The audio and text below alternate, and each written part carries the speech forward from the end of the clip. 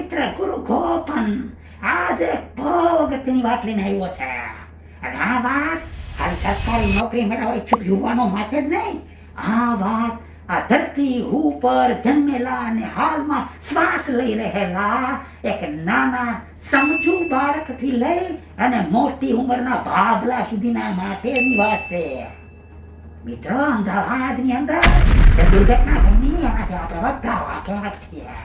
કેટલાય નિર્દોષ લોકો જે પ્લેનમાં બેઠા હતા અને જે બિલ્ડિંગ ઉપર આ પ્લેન છે એ ક્રેશ થયું એમાં જેટલા લોકો હાજર હતા એને મૃત્યુ પામ્યા. આ બધા જ લોકો છે એની જગ્યાએ આપણી જાતને એકવાર રાખીને કલ્પના તો કરીશું.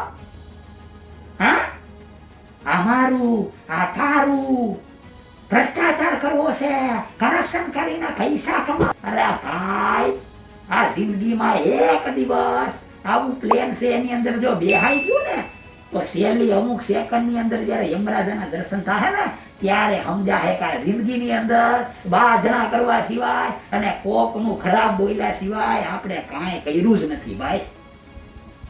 આ દુર્ઘટનામાંથી શીખો મારો ભાઈ. કોમન મેન હોય કે સીએમ ચીફ મિનિસ્ટર હોય, બધાની શું હાલત થઈ છે એ જોયું છે ને તમે? હા, પરિવારો છે એ ઉજળી ગયા. મેં મકાન લીધું, મેં દુકાન લીધી, મેં પ્લોટ લીધો, મેં આટલા વીઘાની વાડી રાખી, પણ જેના ફેમિલી વિખાઈ ગયા હવે વીઘાની વાડીનું શું કરવાનું છે? એમ 4 રૂમના મકાનમાં કોણ રહેવાનું છે? ક્યારેક મિત્રો વિચાર તો કરો. મારે એટલું જ કહેવું છે મિત્રો, ઈશ્વરે આપણને આ જિંદગી આપી છે, ક્યારે આપણી આ જિંદગીની દોરી કાપી નાખશે આપણને ખબર નથી. રોજ સવારમાં આપણો દિવસ ઉગે છે, ભગવાનનો આભાર માનો. રોજ સાંજે સૂતી વખતે ભગવાનનો આભાર માનો. અને આ 2 આભાર માનવાની વચ્ચે તમને જેટલા પણ લોકો છે એ મળે છે, જે તમારી સાથે જોડાયેલા છે, એના સુખ દુઃખના ભાગીદાર બનો મારા મિત્રો. તમે જેટલા લોકોને મદદરૂપ થઈ શકશો એટલાને મદદરૂપ થવાનો પ્રયત્ન તો કરો. અને મિત્રો, જો સરસ મજાનું જીવન જીવા હશો ને તો જ્યારે મૃત્યુ આપણી સામે આવશે ને ત્યારે આપણને કોઈને પાપની બીક નહીં લાગે. મિત્રો, આપણે મૃત્યુની સામે પણ બાત ભીડી જશું.